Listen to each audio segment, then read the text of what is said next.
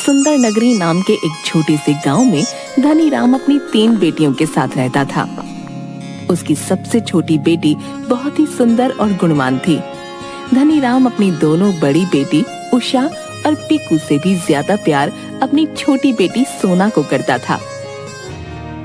अरे कहाँ हो मेरी प्यारी बेटियों, देखो मैं तुम्हारे लिए मेले से बहुत सुंदर सुंदर उपहार लाया हूँ। धनी राम की आवाज सुनकर उषा और पीकू बाहर आंगन में आती हैं। अरे वाह पिताजी, आप आ गए, दिखाइए तो जरा आप मेरे लिए मेले से क्या लेकर आए हैं। ये देखो उषा बेटी, तुम्हारे लिए मैं ये झुमके लाया हूँ। तुम्हें झुमके बहुत पसंद है ना, देखो। अरे ये झुमके तो बहुत सुंदर हैं। पिताजी मुझे ये बहुत पसंद आए, धन्यवाद पिताजी। अरे पिताजी आप मेरे लिए क्या लाए हैं, जल्दी से दिखाइए ना, मुझसे तो बिल्कुल भी सब्र नहीं हो रहा है, दिखाइए ना पिताजी। अरे हाँ हाँ पीकू बेटा, ये देखो मैं तुम्हारे लिए ये पायल लेके आया हूँ। मेले में यही सबसे सुंदर पायल थी, हाँ, जो मैंने तुम्हारे लिए खरीद ली। तुम्हें पायल पहनना पसंद है ना? आप मेरे लिए ये पायल लाए हैं? पायल सुंदर है पिताजी, लेकिन मुझे तो ये हार पसंद है, क्या मैं ये ले सकती हूँ पिताजी? ये हार तो मैं सोना बिटिया के लिए लाया हूँ, उस पर ये खूब जचेगा। ये सुनकर पीकू गुस्से से लाल हो जाती है। तभी सोना अपने कमरे में से बाहर आती है। अरे पिताजी आप आ गए, मेरे प्यारे पिताजी, कितनी देर लगा दी आपने आने में। अरे सोना बिटिया, ये देखो मैं तुम्हारे लिए मेले से क्या लाया हूँ। ये देखो, ये हार मैं तुम्हारे लिए लाया हूँ, तुम पर ये बहुत सुंदर लगेगा। सोना हार देखकर बहुत खुश हो जाती है। अरे ये सच में कितना सुंदर है पिताजी, मैं इसे अपनी सहेली रिंकी के जन्मदिन में पहन कर जाऊंगी। आप मुझे लेकर चलेंगे ना पिताजी रिंकी के जन्मदिन पर? नहीं सोना बिटिया, मैं तुम्हें नहीं ले जा सकता। मुझे जरूरी काम से गांव से बाहर जाना है, इसलिए तुम अपनी दोनों बहनों के साथ चली जाना। इसके बाद सोना वो हार लेकर अपने कमरे में चली जाती है और धनी राम भी वहाँ से चला जाता है। वहाँ खड़ी उषा और पीकू ये सब बातें सुन रही होती हैं। तभी पीकू उषा से, देखा उषा दीदी, उस चालाक सोना को कैसे पिताजी ने सबसे सुंदर हार दे दिया। अब वो सोना और सुंदर हार पहनकर हमें रोज दिलाएगी। हाँ सही कह रही हो तुम, इस सोना ने न जाने कौन सा जादू कर दिया है। पिताजी हम दोनों से भी ज्यादा इस सोना से प्यार करते हैं। पीकू अपना सिर हिलाते हुए हाँ कहती है। उसके बाद दोनों अपने कमरे में चली जाती हैं। अगली सुबह सोना बहुत सुंदर ड्रेस पहनती है और वो हार भी, जो सोना के गले में बहुत चमकदार और सुंदर लग रहा होता है, जिसे देखकर दोनों बहनों को गुस्सा आ जाता है। इसके बाद तीनों बहनें रिंकी के घर जाने लगती हैं। कुछ दूरी पर चलने के बाद, मुझे लगता है हमें जंगल के रास्ते से चलना चाहिए, इससे हम रिंकी के घर जल्दी पहुंच जाएंगे। ठीक है, जंगल के रास्ते से ही चलते हैं। लेकिन वो जंगल तो काफी डरावना है, वहाँ से जाना क्या सही होगा? गांव के लोग उस जंगल के बारे में तरह तरह की बातें करते हैं। देखो जंगल कोई डरावना नहीं है, गांव के लोग तो बस ऐसे ही बोलते रहते हैं। तुम्हें अपनी दोस्त के जन्मदिन पर जाना है या नहीं? चुपचाप चलो, समझी तुम? पीकू की ये बात सुनकर सोना उदास हो जाती है और उषा पीकू के साथ जंगल की ओर चलने लगती है। जंगल में आते ही, अरे मुझे तो बहुत प्यास लग रही है, प्यास के मारे मुझसे और चला नहीं जाएगा। मैं पास वाली नदी से पानी पीकर आती हूँ, तुम दोनों यहीं खड़ी रहना। ये कहने के बाद उषा वहाँ से चली जाती है। काफी देर बाद जब उषा वापस नहीं आती तब, अरे ये उषा दीदी कहाँ रह गई हैं? मैं उन्हें देखकर आती हूँ, तुम यहीं खड़े रहना, समझी? कहीं जाना मत यहाँ से। लेकिन दीदी मुझे इस जंगल में वैसे ही काफी डर लग रहा है, आप मत जाइए। मैं उषा दीदी को देखने जा रही हूँ, न जाने वो कहाँ रह गई हैं। अगर पिताजी को पता चल गया तो बहुत गुस्सा करेंगे। तुम चुपचाप यहीं खड़ी रहना, मैं उषा दीदी को लेकर अभी आती हूँ।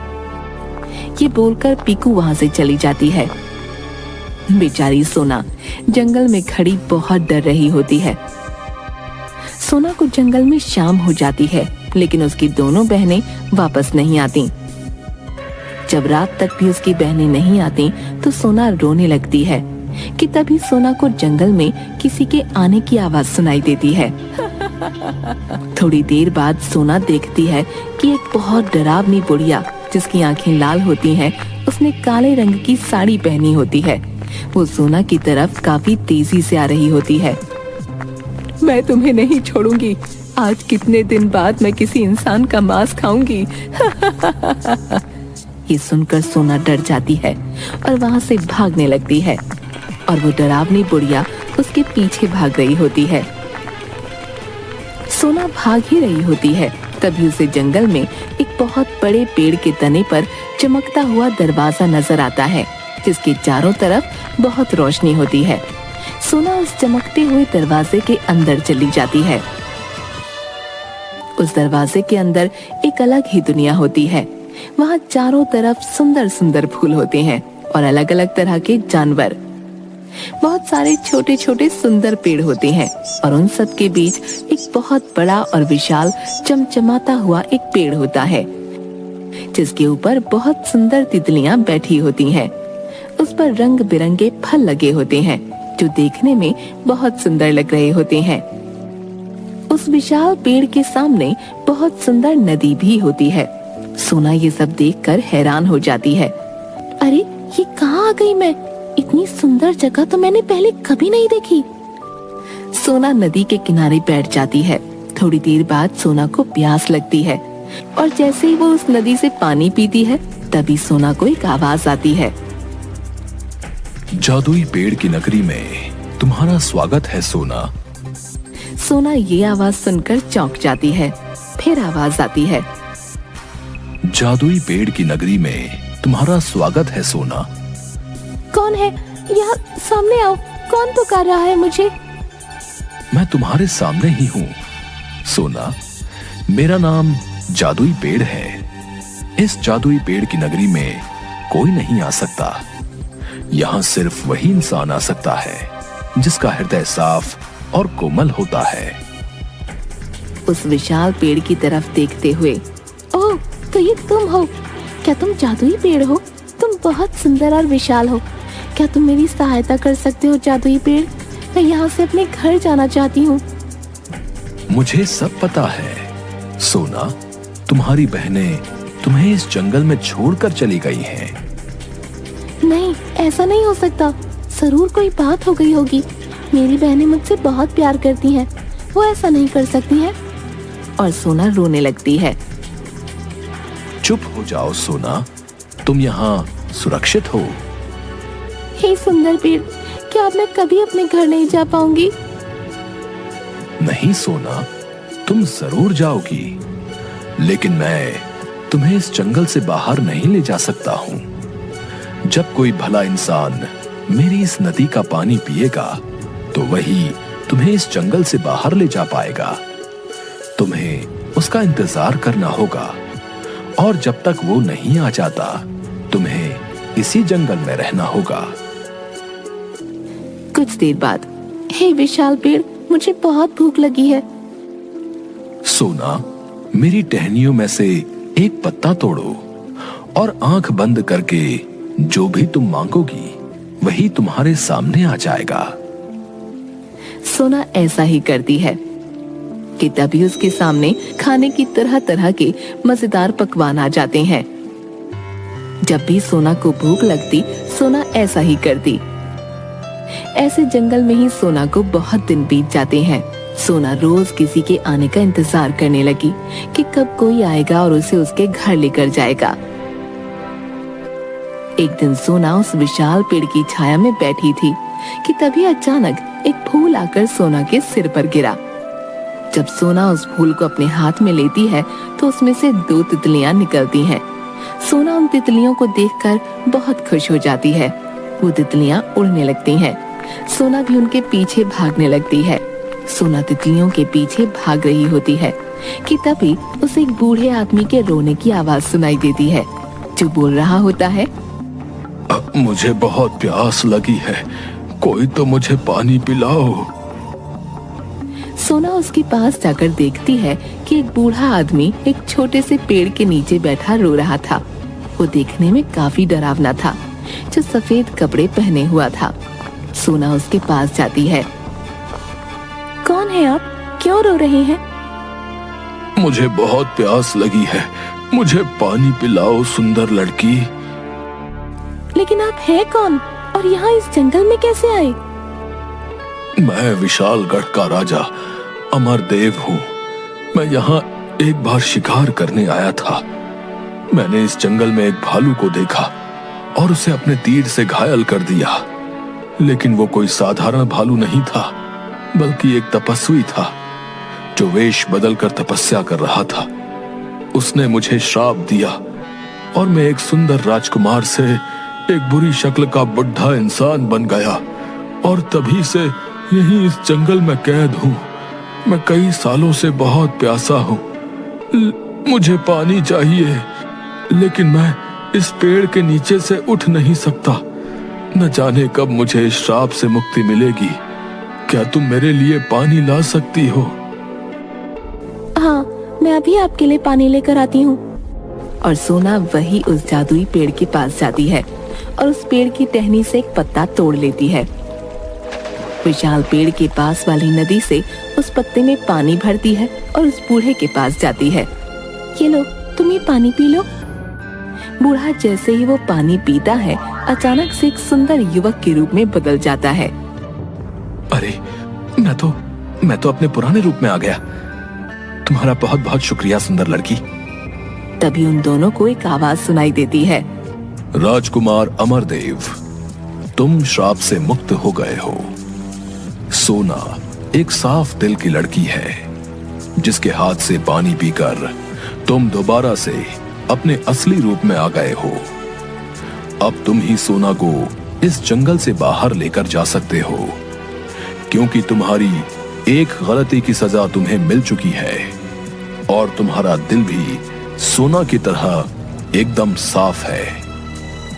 हे जादुई पेड़, क्या अब हम इस जंगल से बाहर जा सकते हैं? लेकिन कैसे? मेरे सामने वाली नदी के जरिए तुम इस जंगल से उस पार पहुंच जाना। उस पार जाते ही तुम अपनी दुनिया में चले जाओगे। तभी पेड़ की शक्तियों से अचानक से उस नदी में एक बहुत सुंदर नाव आ जाती है। ये नाव तुम्हें उस पार पहुंचा देगी मेरे बच्चों। तुम्हारा बहुत बहुत धन्यवाद जादुई पेड़, तुम बहुत अच्छे हो। मैं तुम्हें बहुत याद करूंगी। मेरी टहनियों में से एक पत्ता तोड़ो सोना और अपने साथ ले जाओ। तुम्हें जब भी मेरी याद आएगी, मैं तुम्हारे सामने आ जाऊंगा सोना। लेकिन कभी भी किसी को मेरे बारे में नहीं बताना सोना। मैं एक रहस्यमयी पेड़ हूं। मेरी इस जादुई नगरी के बारे में बाहरी दुनिया को नहीं पता लगना चाहिए।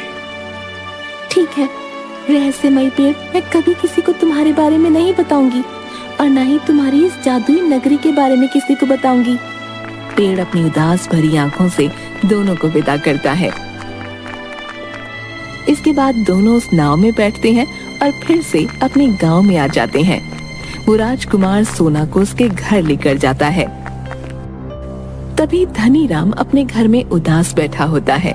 सोना को देखते ही, अरे मेरी प्यारी बेटी, तुम आ गई। कहाँ चली गई थी तुम? जंगल में से अपनी बहनों को छोड़कर मैंने तुम्हें कितना ढूंढा। सोना को देखकर उसकी बहनें हैरान हो जाती हैं। अरे उषा दीदी, ये कैसे वापस आ गई? अब ये पिताजी को सब बता देगी कि हम दोनों इसे जंगल में छोड़कर आए थे। अब पिताजी तो हमें घर से ही निकाल देंगे। मुझे माफ कर दीजिए पिताजी, मैं डर के मारे जंगल से आगे निकल गई थी। इसमें उषा और पीकू दीदी की कोई गलती नहीं है और उस जंगल से मैं बाहर ही नहीं निकल पा रही थी। लेकिन जंगल से इस राजकुमार ने ही मुझे निकाला और यहाँ आपके पास लेकर आ गए। ये सब बातें उसकी बहनें सुन रही थीं और उन्हें अपनी गलती का एहसास हुआ। उषा और पीकू सोना के पास आती हैं। हमें माफ कर दो प्यारी बहन, हमने तुम्हारे साथ बहुत गलत किया। तुम सच में दिल की बहुत अच्छी हो, हमें माफ कर दो। कोई बात नहीं मेरी प्यारी बहनों, मुझे पता है आप दोनों मुझसे बहुत प्यार करती हो। मेरे लिए इतना ही काफी है कि आप दोनों को अपनी गलती का एहसास हो गया। मुझे आप दोनों से कोई शिकायत नहीं। इसके बाद तीनों बहनें गले मिलती हैं। हे राजकुमार, तुम मेरी सबसे प्यारी बेटी को जंगल से निकाल कर लाए हो। तुम्हारी वजह से ही सोना हमें दोबारा मिल पाई है। तुम बहुत बहादुर हो। क्या तुम हमेशा के लिए सोना की रक्षा करोगे? तुम मेरी बेटी सोना से विवाह करोगे? हाँ, क्यों नहीं, मैं सोना से ही विवाह करूंगा। सोना बहुत साफ दिल की और अच्छी लड़की है। ये मेरे लिए सौभाग्य की बात होगी अगर सोना मेरी पत्नी बनेगी। इसके बाद बड़ी धूमधाम से सोना और उस राजकुमार की शादी की जाती है और सोना हंसी खुशी राजकुमार के साथ उसके महल में रहने लगती है। हमेशा बुराई पर अच्छाई की ही जीत होती है।